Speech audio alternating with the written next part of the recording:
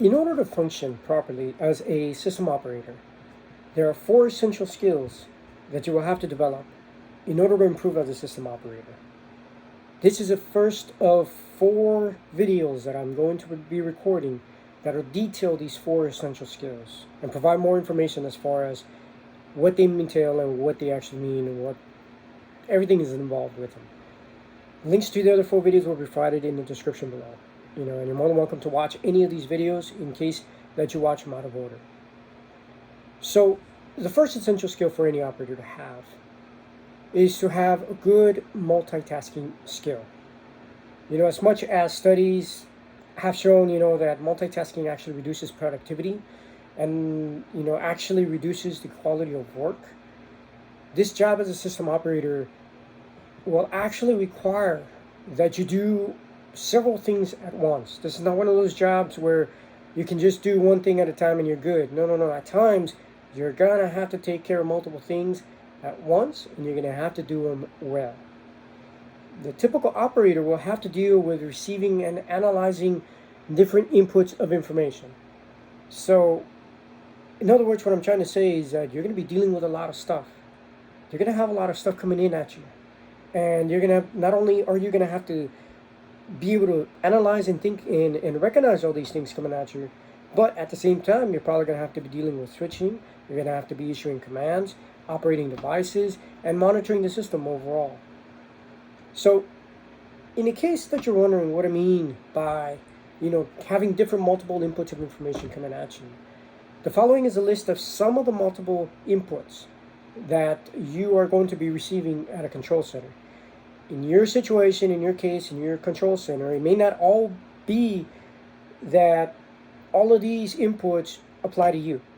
Maybe your job doesn't entail so much, right? Maybe it's a little bit more reduced, but nevertheless, I can guarantee that you're going to be dealing with at least a couple of these, and at times you're going to be forced to deal with a couple of these at once, and you're going to have to learn how to handle these type of situations. So, in no particular order of importance, I'm just going to be going through these lists of approximately 18 things, 18 different inputs that the operator will have to deal with. Inputs meaning that information will flow externally into the operator. So the first one is receiving tickets or incidents of some sort through an outage management software. In other words, a software that is utilized by the company to keep track of customer calls, outages, and the various personnel out in the field. The second input that an operator will receive is SCADA related alarms and notifications. Hands down, any control center, you're going to have a SCADA system. You're going to have to deal with these alarms and notifications, and more often than not, some of them are going to be audible as well.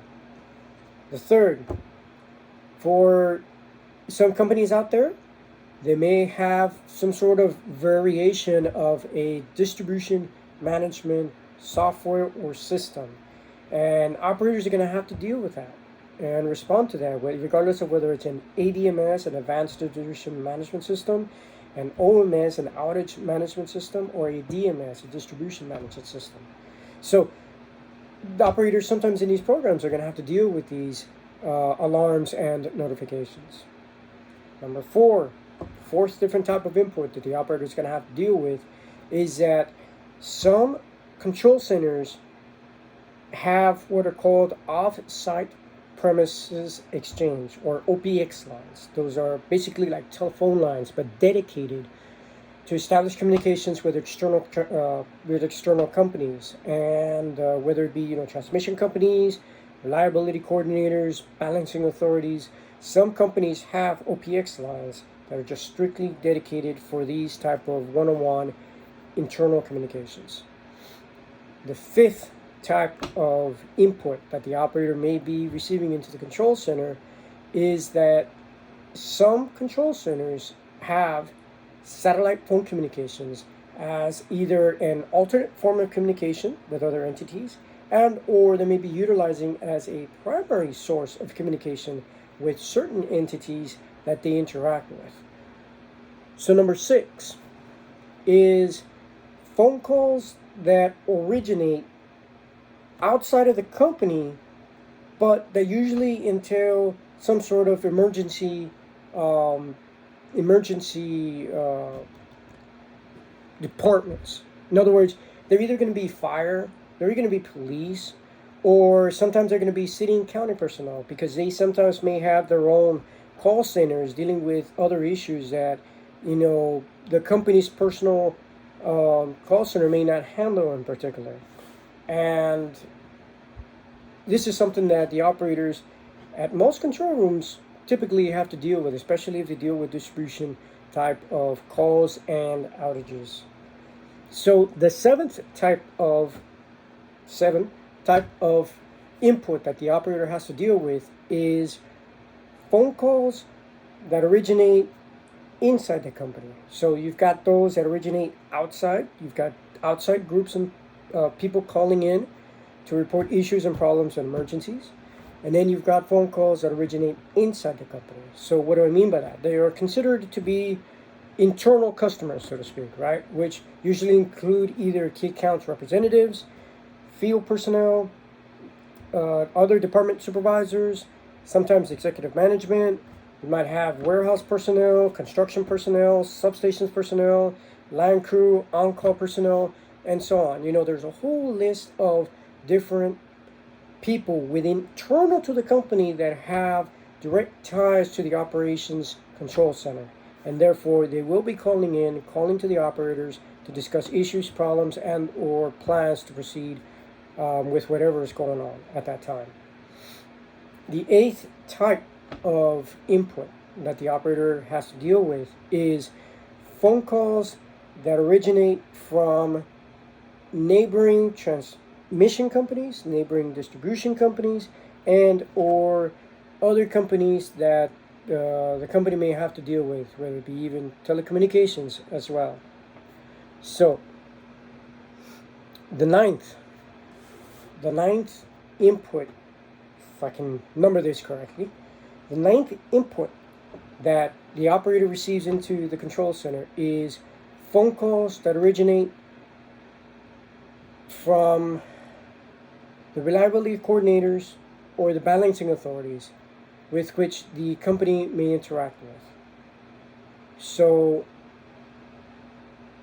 that also includes whether that phone calls may come from either dedicated OPX lines, dedicated phone lines, landlines, and or voice over IP calls, and or even satellite communications as well. So that's a different type of input, very similar to the rest, but this one is dedicated strictly to either reliability coordinators or balancing authorities coming in. Just like you may have some calls strictly from neighboring transmission operators and distribution operators, just like I mentioned a little bit ago. So it's the same thing essentially, but just a different variety, just a different type.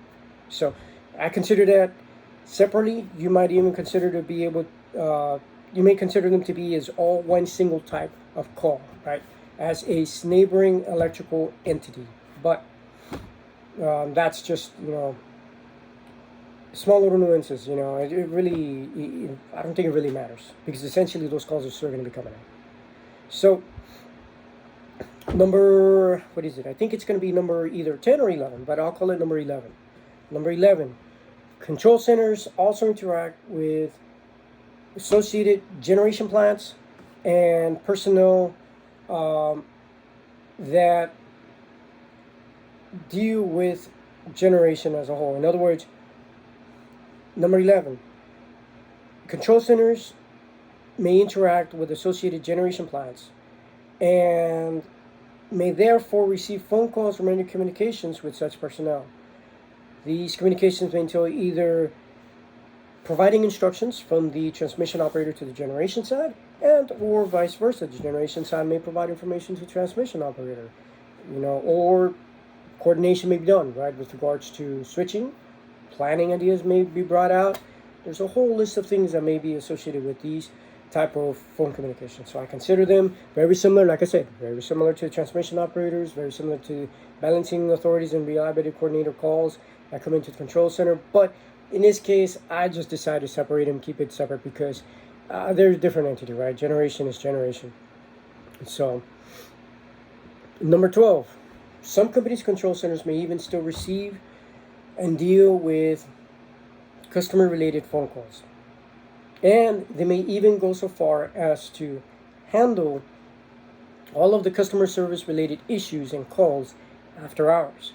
There are some control centers that still have phones dedicated in which they receive those phone calls coming in from the customers reporting that their lights are out, that they have dim and partial lights, or that they have an account related issue. Some call centers, some control centers have that.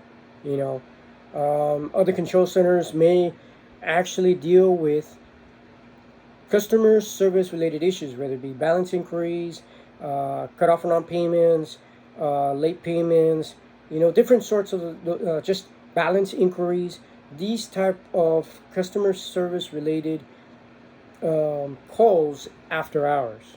So every control center is different depending on the size. Typically, these type of calls come into a control center that is a little bit smaller in size with less personnel, and typically they'll ask the operators to take care of that because, frankly, they're probably going to be the only ones after hours to be able to do so. So that's another type of input. The 13th input is very much in line to the previous one. Some smaller control centers may actually become after-hours call centers for other utilities, not their own, but others as well, and also other companies within their area and the region, such as telecommunications companies. I've heard of some certain control centers being receiving after-hour calls for telephone and cable as well, believe it or not. So there are some out there. The 14th input, that could possibly come into control center is some control centers not only deal with electrical related calls, but within their control center, they may also deal with water and wastewater calls and or water plant related issues, even lift station related matters as well. So that might also be a different input that the operator may have to deal with and handle over the course of their shift. The 15th input that the operator will have to deal with within the control center is radio communications coming from field personnel when it comes to dealing either with trouble calls and emergencies and or switching. So radio communications is another big one. I know the majority of these inputs that I've discussed previously before had to deal with either satellite communications and or phone communications. But within each and every single control room, you're always going to have radio communications because you're always going to have personnel out in the field, and that long distance, the only way to communicate with them at times is just through radio. So that's another form of input that comes in into the control center and that the operator has to deal with. Number 16. So in some control centers, they may even have to deal with radio communications, but with external emergency departments. In other words, some control centers actually deal and receive radio communications from police and from fire over the radio. So not every control center is like that, and given the new digital radio upgrades that were made a couple years back, I believe most control centers now with the updated radio communications, digital radio communications, now have the ability to communicate with these external emergency departments and personnel. Whether they do so or not, that's a completely different story. But for the most part, they do. They do have that functionality and that option. Number 17. We've already talked about phone, we've already talked about satellite, we've already talked about radio communications. Now the next type of different input and different form of communication is through email. Email communications that come in from other personnel and other people, both internal and external to the company and to the department. These type of meetings sometimes require the operator to either research, follow through, or they may require immediate attention from the operator in order to get things done. So that is another form of input that comes into the operator while they're running their shift. And lastly, but of course not the least, is any sort of face-to-face interpersonal communication or interaction that occurs between company personnel and the operators inside the control center. It may be a fellow operator that just comes in to say, hey, you know what, this is what's going on. If you guys can take a look at it or take care of it. It may come from supervisors internal to the control center and or outside. It may come from managers who just stepped in, or executives even who just happen to walk in with a question, or they have a pressing issue that they would want the control center to take care of. So these are the 18 inputs that I consider that will come into the control center the majority of the time. Now, if you guys know of some other inputs that I may be missing, please let me know. So, after detailing all of these 18 different inputs, we can see that typically smaller control center, the more these inputs the operator is going to have to deal with at once. The bigger the control center, the more operators are going to be on shift, typically. The more these inputs can then be spread out among the different operators within that shift. So the problem occurs where you have a lot of these inputs, but only one output. And that one output is you as the operator. So even if you are working in a control center where you've got multiple operators in place to handle and to take care of all of these different inputs coming in at once, great.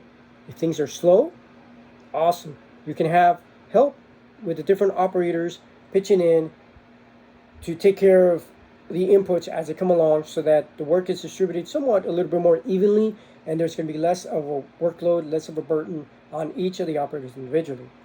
But even if you have multiple operators and you have more staff and more personnel, if things start happening and the shift starts to become a little bit more intense and a little bit more active, then eventually what you'll notice is that all these various inputs, all of these operators are each going to be busy on their own.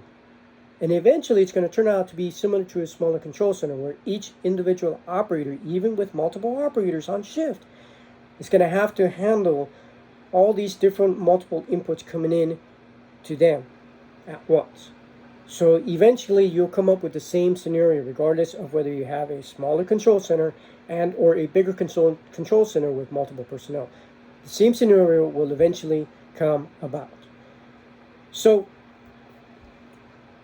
with you as an operator being typically the only output, it is very important not to get overwhelmed with the amount of information that comes in at times. And it's hard at times and very challenging to not lose track of what it is that's going on. So what can you as an operator do to improve your ability to deal with so many inputs and at the same time not feel overwhelmed? Thing that I would recommend and suggest is patience. If you're starting out, let's say you're just brand new on the job, only have a couple months, maybe about a year and a half in, you may not be able to catch everything that is going on and or be able to handle all of these inputs at once, especially when you start out. Be patient with yourself at this time. If you find yourself missing your important email communications, or you miss some calls, or if you miss radio communications coming in, or whatever it may be that may be hitting you at once, since you're just starting out, and let's just say you're brand new to this type of job, it's going to take some time, and you're not necessarily going to be used to it. And especially if you're just starting this journey as a system operator. You're going to have a lack of understanding of what exactly is going on. Plus, you're going to have a lack of experience and a lack of knowledge. And all of this will add up to you not having the ability to catch or understand everything that is happening all at once. So, this, especially when you're starting out, it may be a little bit frustrating, but you're just going to have to be patient with it and take it easy on yourself. This is something that will come with time. The more you learn about your job, the more you experience within the control center, the more that over time you will be able to listen, receive what's going on, understand it, and to be able to handle it. Like I said, this is developed over time because a lot of these tasks that the operators in the control center do, after a while, all these tasks, some of these smaller tasks and simpler tasks will become second nature and will almost become like muscle memory, so that eventually these smaller tasks will become automatic to the operator, and it's not going to involve a lot of time and energy and focus. Where as in the beginning, when you don't know what's going on, you're going to devote a lot of time and energy, effort to small little simple tasks. Simple little tasks will become a little bit more laborious to you because you don't know what's going on, you don't know what you're doing, and you're learning something new. And it's understandable. It happens. That's the way things go. But if you stick around and if you're just being patient with the process, after a while, these tasks will eventually become easier, and with more and more increased reps, it'll become second nature to you, to the point where as soon as something happens, you already know what to do. You automatically start doing those tasks, and you don't have to think about it as much. And once you get to this point, because you don't have to dedicate so many mental resources to these tasks because they've already become automatic and second nature to you, then that in and of itself will free up your mental capacity and your mental ability, so that should something else happen at the same time, you're not overwhelmed taking care of these tasks which have become second nature. You'll have the mental capacity and ability to handle more inputs coming in at once, because a lot of these tasks, a lot of the things that you're currently working on will become second nature, automatic. You're not even going to have to think about it. So, like I said, just be patient. It'll come with time. However, if you are a little bit more on the seasoned side, and you've already spent a couple of years as an operator, and you find yourself feeling overwhelmed by all of these, inputs that come in at any given situation, which for more experienced operators, typically these will become in storm-related situations. In these type of situations where more experienced operators start feeling overwhelmed, what I recommend and suggest is that you give yourself a break. Take it easy on yourself.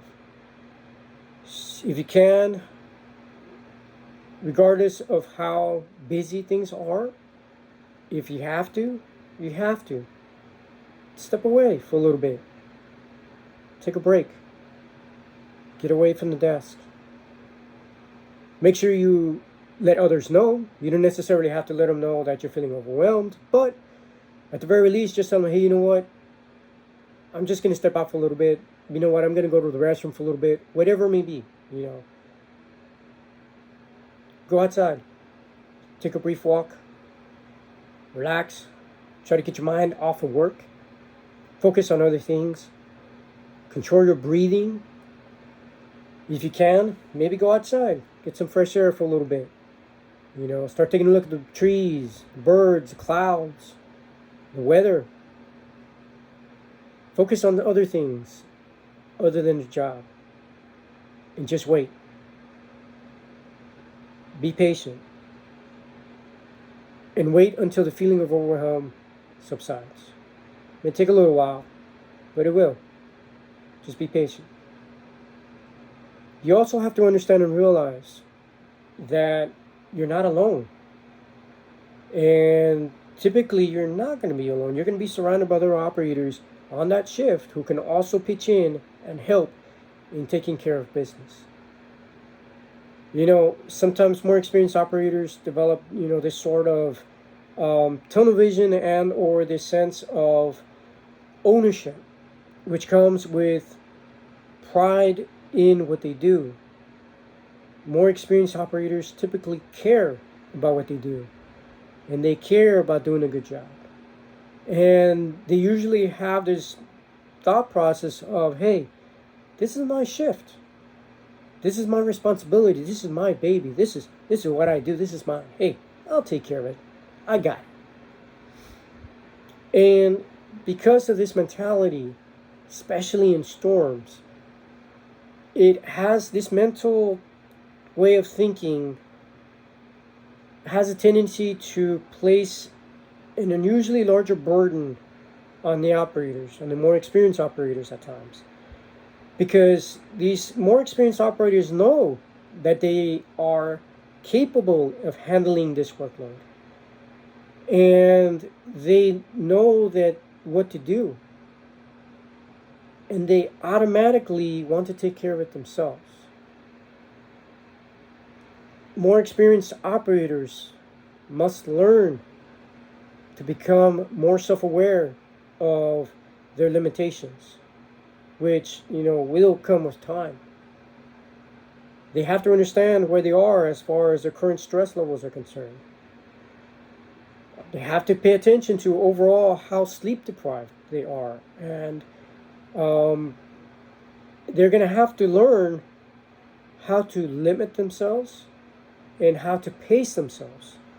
So that way they don't get to the point of feeling, overexerted, feeling exhausted, and essentially tapped out. This is something that at times may be difficult for more experienced operators, because at times there is no stop button to what they do. And it's something that needs to be learned, needs to be accepted, where there's times where the operator has to say, you know what, I need to take a break. In reality, there's really nothing wrong with that. If you have to, you have to.